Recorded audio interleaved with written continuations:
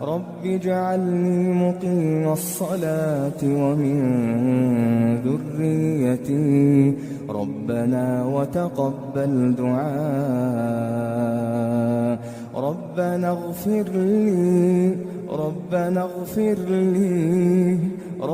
اغفر لي ولوالدي